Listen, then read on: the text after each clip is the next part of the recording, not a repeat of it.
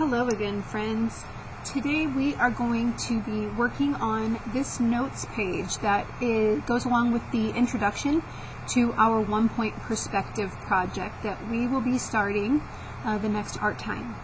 So before we can get started on this art project, we really need to understand the vocab terms that go along with 1-point perspective. So we will be completing this worksheet. This is something that we will have with us whenever we begin our project so that you can make sure that you have all of these things in your art project in order to complete the perspective the correct way. Down here in this box, it says, in the space below, draw and label the horizon line, vanishing point, and converging lines. So we're going to do a very, very simplistic drawing of 1-point perspective down here in this box as we go. So first thing, of course, you'll need to put your name on your notes page and your class code, depending on who your teacher is. It is the first letter of your teacher's name, a dash, and 5 for 5th grade. So we're going to start our project, and every time you do a 1-point perspective drawing, you will start it this way, and we're going to start with the horizon line. A horizon line is the line where the land and the sky meet. So I'm going to draw a horizon line down here on my page, and I'm going to label an HL right next to that. This is the horizon line where the sky and the land meet. So up here next to my vocab word, I'm going to write that definition. The line where the sky and land meet. The next step is the vanishing point. The vanishing point is the part in your artwork where all of your details and things converge or meet. So the vanishing point, you can put it anywhere on this horizon line.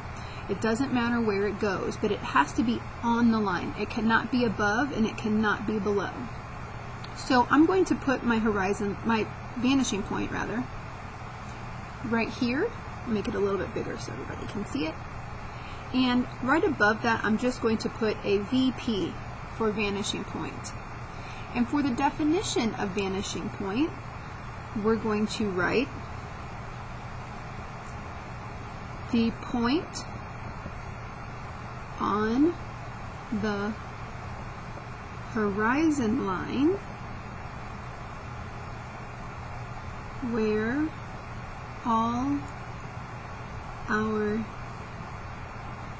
details meet. The next step is putting in your converging lines. Converging lines are the lines that meet at the vanishing point. So if you're doing a very simple drawing like the one we're doing here, you might have, let's say, railroad tracks is an easy thing to draw. So I'm going to put 2 lines that meet or converge at that vanishing point. I'll put my next one over here. So both of these lines are going back to that one vanishing point. And if I'm going to make it look like a railroad track, I would need to put my lines here.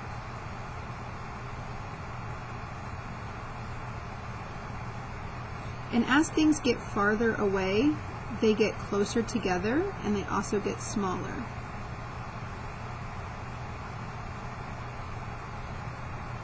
So as these lines recede or converge at the vanishing point, they are going to get smaller and closer together. So converging lines are the lines that meet at the vanishing point. So down here below, I'm going to write a CL and a CL for these two diagonal lines that converge at the vanishing point. Sometimes you might have converging lines that are not actual lines like these railroad tracks, but it's more of a visual line or things, objects that create a line that goes back to that vanishing point.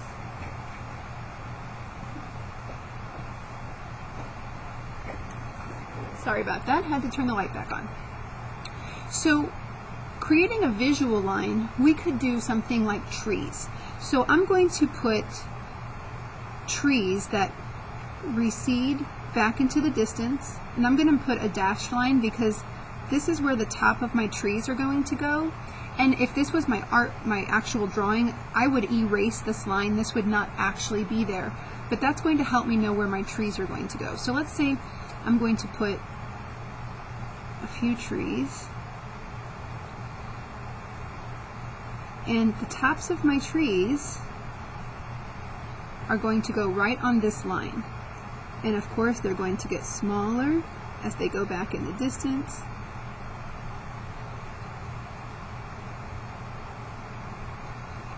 So all the way back, this is also a converging line because all of these trees converge down to this vanishing point.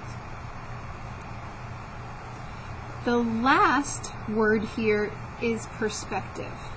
And your perspective is just your point of view. So depending on what angle you're looking at something, your perspective could be different. So for perspective here, we're just going to write point of view.